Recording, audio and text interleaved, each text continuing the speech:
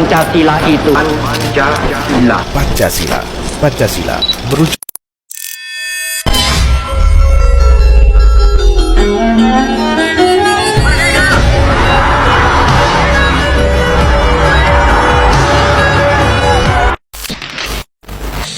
Assalamualaikum warahmatullahi wabarakatuh.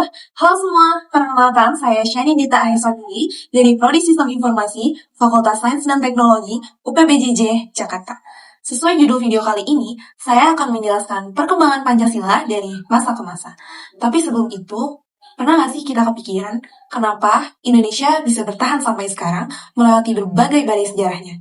Jawabannya ada pada satu hal, Pancasila. Yuk, kita telusuri bersama bagaimana Pancasila, ideologi, dan pedoman hidup kita terus teruji dari masa ke masa. Perjalanan pertama dimulai pada masa awal kemerdekaan, yaitu tahun 1945 sampai 1950.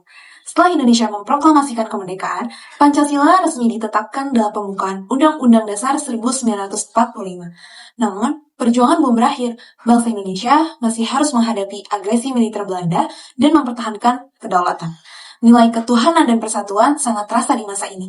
Semangat rela berkorban demi kemerdekaan adalah wujud nyata pengamalan Pancasila. Kedua, masa Republik Indonesia Serikat atau RIS, tahun 1949 sampai 1950. Sebagai hasil konferensi meja bundar, Indonesia sempat menjadi negara serikat, tapi bentuk ini tidak bertahan lama karena tidak sesuai dengan cita-cita persatuan bangsa.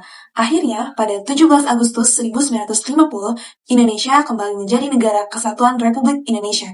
Inilah bukti kuatnya sila ketiga, Persatuan Indonesia.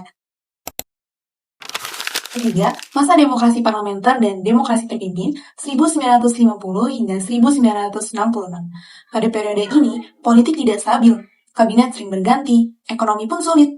Untuk menata kembali arah bangsa, Presiden Soekarno mengeluarkan Dekret Presiden 5 Juli 1959 dan mengembalikan kita ke UUD 1945. Masa demokrasi terpimpin menonjolkan semangat kerakyatan dan keadilan, meski dalam praktiknya masih banyak tantangan. Keempat, masa Orde Baru 1966 hingga 1998.